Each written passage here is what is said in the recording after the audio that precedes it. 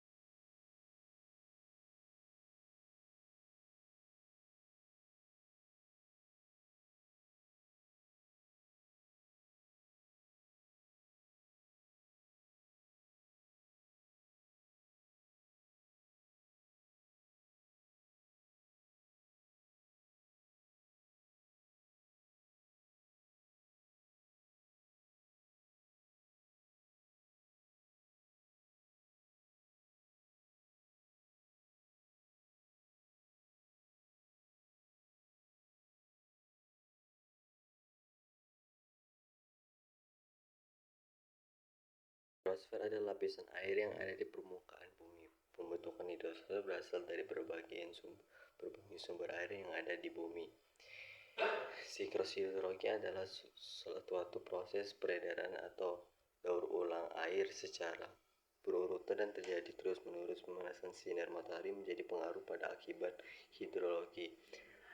Air di seluruh permukaan bumi akan menguap bila terkena sinar matahari.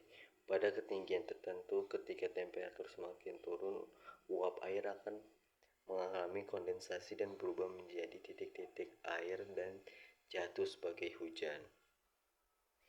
Siklus hidrologi dibedakan menjadi 3, yaitu siklus pendek, sedang, maupun panjang. Proses terjadinya siklus hidrologi.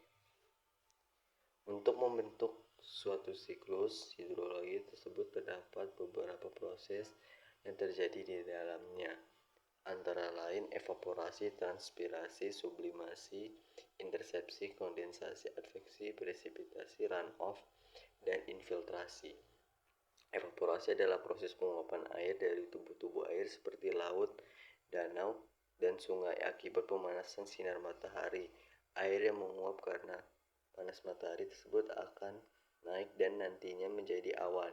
Pada dasarnya semakin tinggi suhu matahari terutama pada musim kemarau, maka semakin banyak juga air yang akan menguap.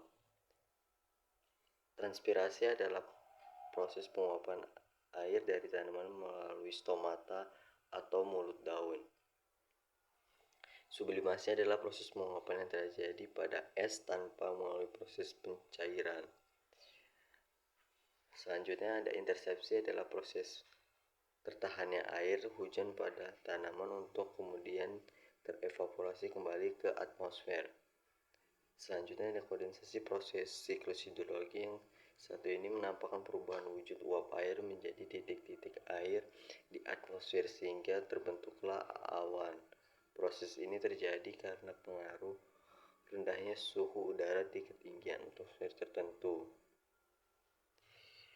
Adveksi adalah proses pergerakan butiran air dalam bentuk awan secara horizontal dari satu tempat ke tempat lain.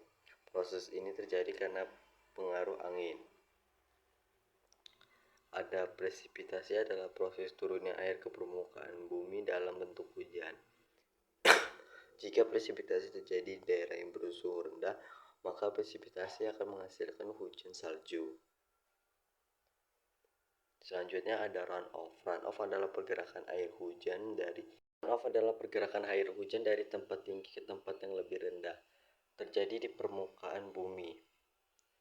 Yang terakhir ada infiltrasi. Infiltrasi adalah proses peresapan air ke dalam tanah melalui pori-pori tanah. Akibat proses ini air hujan dapat tersimpan menjadi air tanah. Air tanah ini segera lambat akan mengalir kembali ke laut.